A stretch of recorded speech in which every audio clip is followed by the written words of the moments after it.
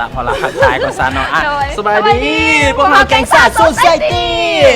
ตอนนี้พวกเขาก็อยู่ที่โรงแรมแลนด์มาร์กนั่นเองเนาะกับบรรยากาศของลาวแฟชั่นวีค โดยมาแล้วไอ้เล็ก น้องมื้อนี้เขาเป็นจังได๋ขึ้นนุ่งเครื่องบ่เข้ากันเว้ย เอาไอ้มันเป็นแดนเซอร์ เป็นบ่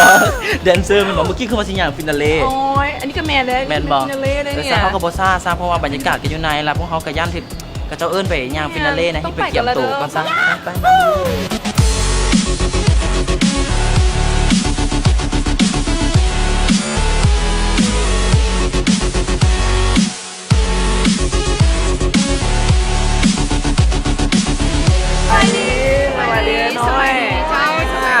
ตอนนี้อยู่กับนางแบบที่ดังที่สุดของเราเขาก็ไว้น้อยรัศมีนัดเลย ถามว่าถ้าสมมติเรา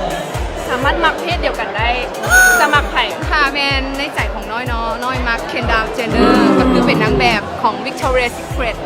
ก็คือเป็นไอดอลสำหรับน้อยก็คือปลื้มหลายเลยหาให้คบเอาว่าแล้วแฟนที่หึงวันนี้เอาใครดีวะเอาเป็นคาร่าที่เป็นนางแบบของพวกชาแนลอย่างนี้นะเมื่อกับแบบติดตามแล้วก็อุ้ยแบบมาเขารู้สึกว่าคันมีโอกาสคันเรามาจีบก็คือสิได้เลิกกับพี่ฟุ๊ก เลิก ก็ไปเลย เขาบ่ได้เป็นซองทางใดๆทั้งสิ้นในการเฮ็ดให้พิษกันเลยเนาะ สนับสนุน เงินบอล โรนัลโดนักเตะบาป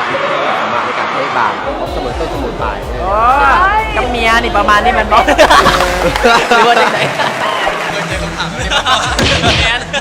หลายคนจะน่าตื่น ซอนนี่เดฟเรา acting การแสดงเราเอง จริงก็ไม่ได้มาคุณซายได้ แมวซีดีป่ะไอโอล่าอยู่ใส่มาฟังเด้อ ถือว่าเป็นเอาไอดอลสามักแอนเจลิน่าโจลี่ เขาเรียกไมเคิลแจ็คสันก็ได้ไป ย้อน เป็นอย่าง นั่นว่าฮาเต้นล่อเป้าทั้งสาม ไอก็มีอยู่ได้ไอก็ได้อยู่ได้ ไฮเล็กเดบอลตัน อยากถามว่าเลือกใคร ต้องถามว่าใครเลือกพี่บ้าง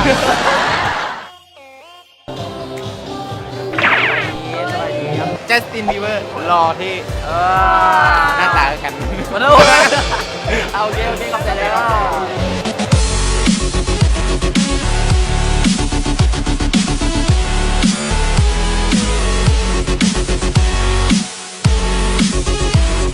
พอแล้วบอกเขา อิ่มโคตรได้ดิ อิ่มยี่หลี งานมันเลิกกันเอง น้องคาซิบ้าเรามันนี่เขาเห็นเวียกได้ดีนะเขาสัมภาษณ์ทุกคนดังๆทีมงานต้องมีของรางวัล ทีมงานต้องมีของรางวัลด้วย ไม่ใช่นะเอ๊ะของรางวัลเท่านี้ขอบใจทีมงานหลายๆเนาะขั้นตอนนี้เขาก็สิได้แบบเป็นลุยกันก่อนนะกับของรางวัลที่แบบสุดยอดเลยบอกเขาไปรีกินอยู่พูดแล้ว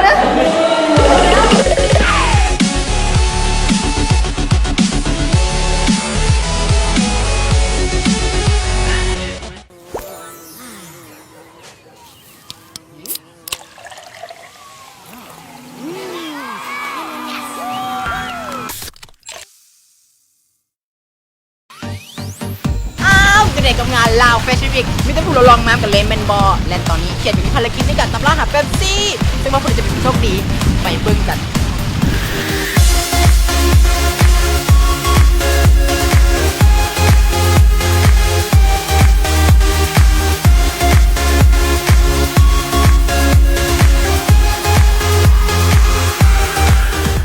สบายดี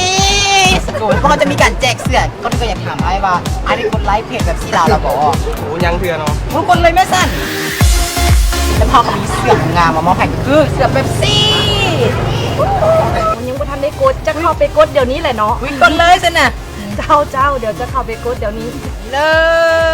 ย